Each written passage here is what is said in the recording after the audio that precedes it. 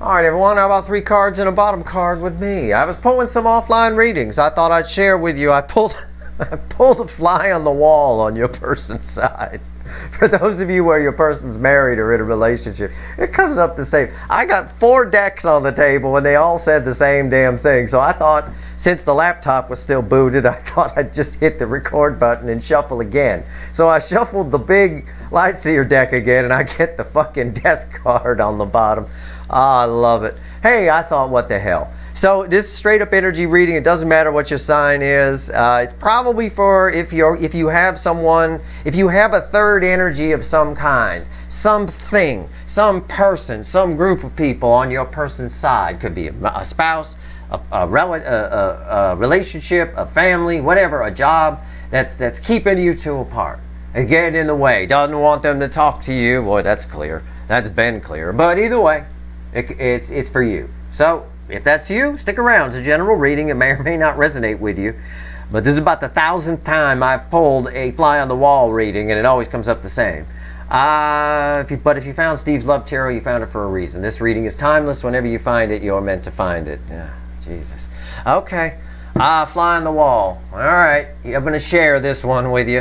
On the surface energy, Death card crossed by the 7 of Pentacles.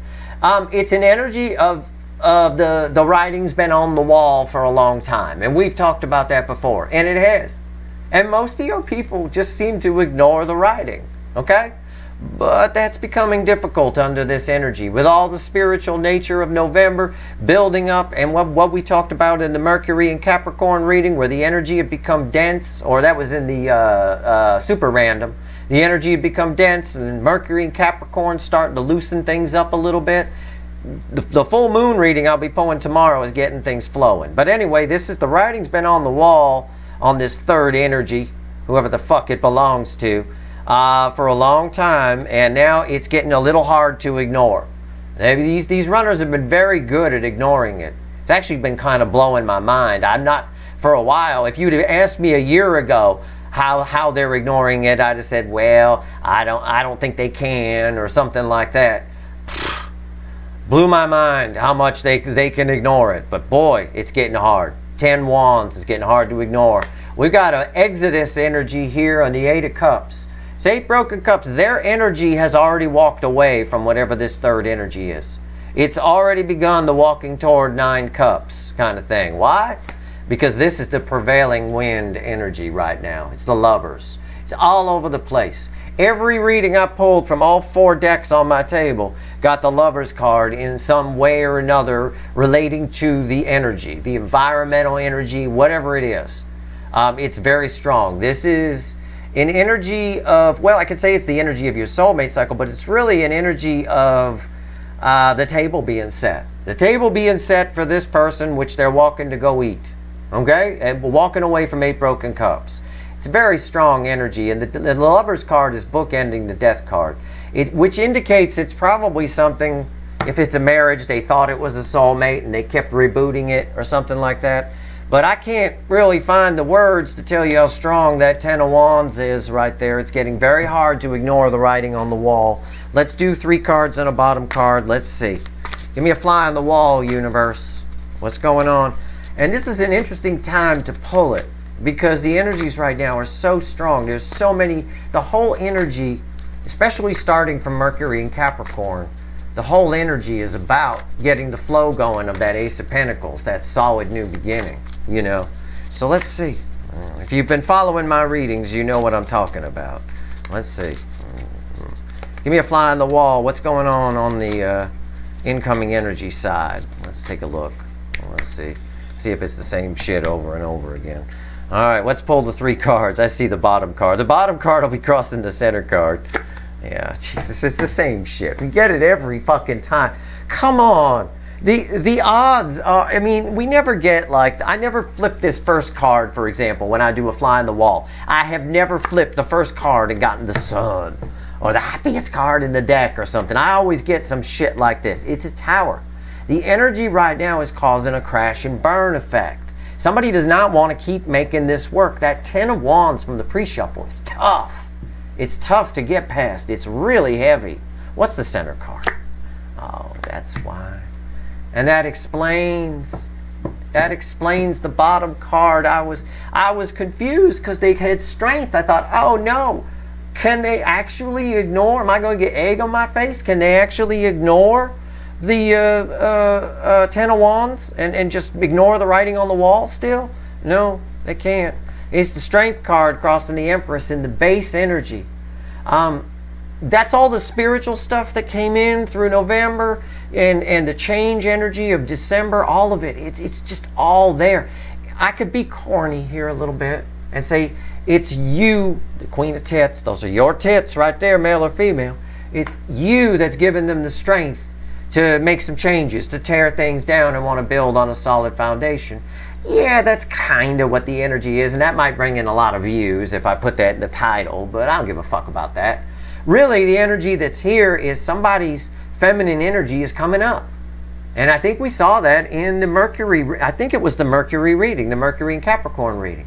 Somebody's feminine energy is coming up. It's balancing within themselves, and they're in their fields. And when you're in your fields and you're in a shitty relationship, it looks even shittier, and you want to do something about it. The Empress wants to fix that feeling. The Empress wants to love, you know. You got to earn those tits, all right? And the Empress is covering up on the fly on the wall. When I peek in the window on your person's life, the Empress is covering up. It's done. They want out. They are tearing things down, man. There's probably some fighting going on. It wouldn't surprise me one bit. And who's getting the strength? What's fueling the strength card? I shit you not. It's the Emperor.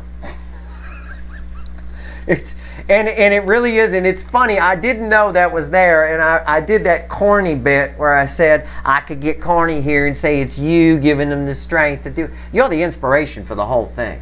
You guys are a divine couple. Okay, that's some shit that you can't just ignore. They're not just going to forget about that and stay and ignore the writing on the wall in their relationship or in their life or whatever this third energy is.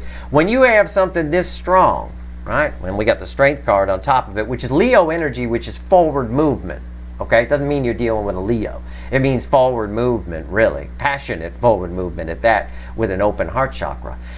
When you're in a connection like this, okay, there's a point, and we've reached that point, especially thanks to November's energy, and it's getting hammered home here in December, where you start to, if there's a third energy keeping these two apart, the Emperor and the Empress, whoever the runner is, which in this case is pretty much the Emperor on this side, in this particular cycle, starts to resent that third energy, starts to really hate it, starts to go to town on it. And I don't mean the good kind of going to town. That's going down. I don't mean they go down on it. I mean they go to town on it. And that's what this is. They're dropping the hammer. You know, it really is. There's probably some fighting going on, and I said that before I even knew the fucking Emperor was there. That's unreal. So I got an Empress crossed by an Emperor here. Wow. Okay, and a disappointed Emperor at that. I just noticed that energy. A disappointed Emperor. I chose wrong. I just got done saying, you know, sometimes I get egg on my face and sometimes the universe backs me up. I just got done saying we're at the point where they start to resent that third energy for keeping you two apart, right? That's that resentment right there. That's it. Look at her looking at this with serious resting bitch face, looking at these three pieces of shit that they chose, these three piece of shit cups that they chose over this rainbow one. It's a lot of resentment, and it's causing forward movement. It's causing communication to come in your way, but it's causing them to take action as well. This is mainly an energy of action. He's running. It's an animated card. And we're coming up on a very animated full moon, which I'm going to pull on tomorrow, and I think this has a lot to do with it. I think this is a fun reading to pull right now because of the energies around us. What's red with the Tower? Okay, so that's just all of that I've just been talking about is the base energy. These are, now what's around it is a tower, okay, the action energies, a tower, and again, they're done. I mean, it's so clear in the energy. It was clear from that Ten of Wands that they can't ignore the writing that's been on the wall. This thing's been done and past its expiration date for a long time. Not even paying attention to this other wand. Just done with it. There is, over this whole thing, as I showed you as we flipped through here about the divine couple and the third energy keeping the Emperor and the Empress apart. There is an energy of resentment towards that energy. This person here, I'm surprised she didn't break this other wand in half, because that's kind of what this says she does. All right? Or at least blows the nuts off it like this poor little squirrel. All right? Right there. They're setting the attention on something else. Looking at something else. What? You. The soulmate connection right there. And this backs up, in a very strong way, this backs up every reading I've been doing lately, including all the December readings. And I tell you, all my readings tie together. The events that played out through October and November, leading to December's new beginning, they all got backed up, and they all are getting released today. Starting today with Mercury hitting Capricorn, that ball bearing in the spray paint can. They're all getting released and loosened up a little bit so they can flow out of the can smoothly. That full moon I'm going to pull on tomorrow, man, that is some shit. And when Venus hits Capricorn too later in the week, that's going to be some shit. The 1212 portal is more for you guys more than anything else. It's a powerful portal energy, and I'll give you some tips on how to utilize that when we do that reading.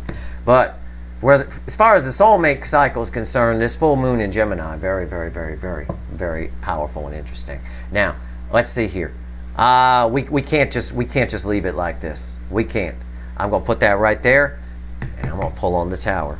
All right, let's do it. Let's talk to the witches. All right, here we go. Tell me about this tower. What's going on? Every fucking time I pull a fly on the wall, either the universe says they should get out or they are getting out. All right, this is more, they're getting out, but it's like they're using explosives to do it. There's a strong resentment toward anything that keeps them from love. I'll put it that way. Keeps them from some kind of happiness. All right, because their feminine energy is coming up. They're balanced. We saw that in a recent reading, and I'm pretty sure it was Mercury in Capricorn, but I could be wrong. It doesn't matter. Whether it was the super random or Mercury in Capricorn, the energy is there. It's coming up here as well. We've got a balanced runner who is looking around them and going, I don't want this fucking wand anymore. All right? I'm tired of looking out the window at the best tits in the tarot. I want to go touch those tits. And that's what they want. She's about to head for the elevator. But I am surprised. It wouldn't surprise me if they break this other one on the way out. There's a lot of energy around this tower. And I'm pulling on it right now. Tell me about the tower. Let's go. Let's go. Why is the tower here? Why? Why? Why? Why? Okay.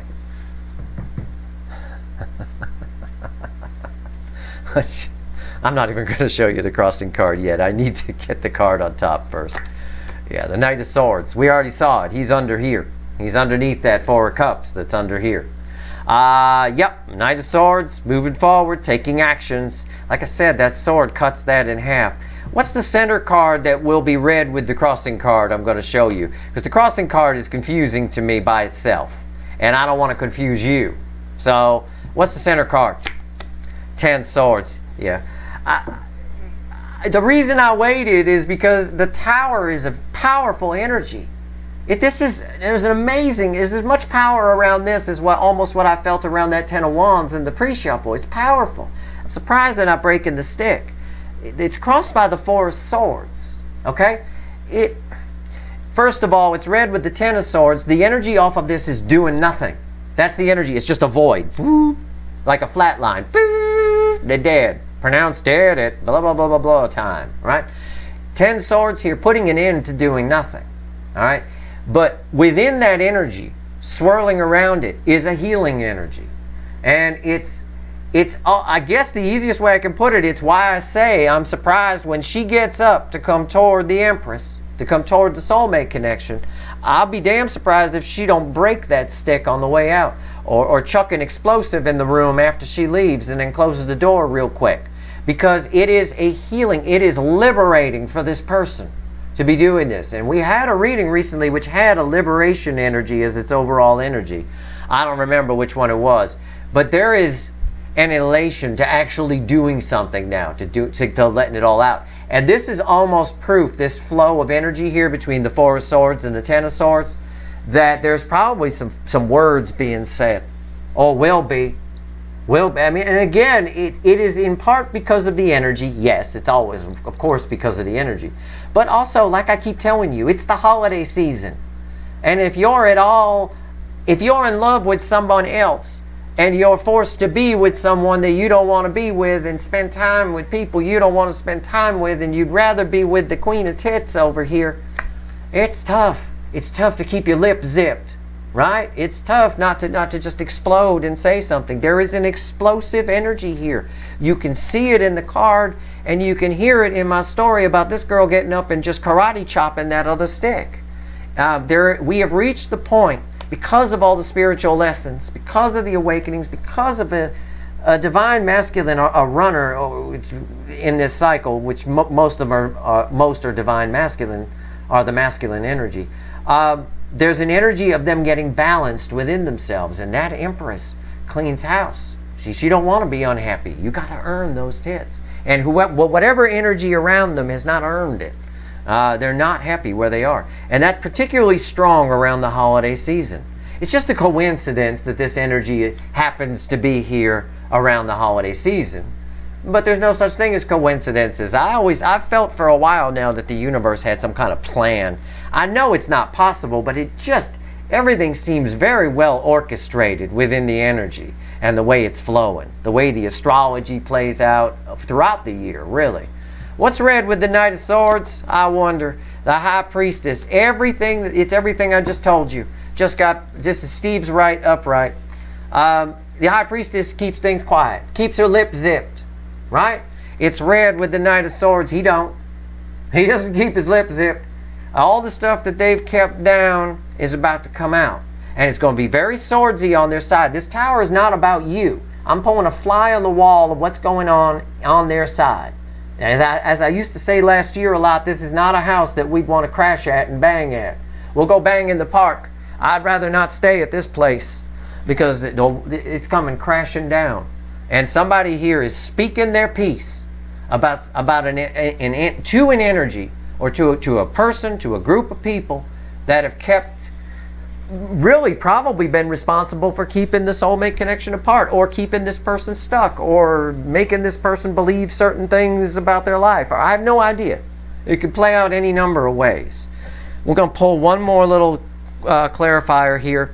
We're going to pull on this Two of Wands, and then we're going to go.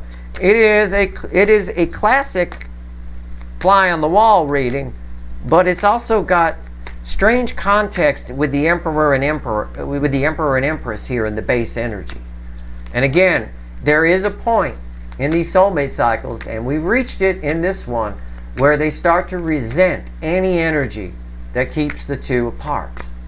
And that's when shit happens. That's when big towers fall. That's when this stick gets karate chopped. What's going on with the Two of Wands here? Tell me about this girl on this card. Because she pissed. Okay? Honestly, I don't even want to knock on her door. Alright? Male or female, it's a girl on the card. Your person can be male or female. It doesn't matter. Tell me about this person here. What's going on with the Two of Wands? What do we get? What do we get? It's crossed by the Queen of Wands. Jesus Christ. I would call it fakey McFakerman energy, but I have to take, everything is connected. I have to take the High Priestess blurting out all kinds of shit. This person's been holding back, zipping their lip for a long time here.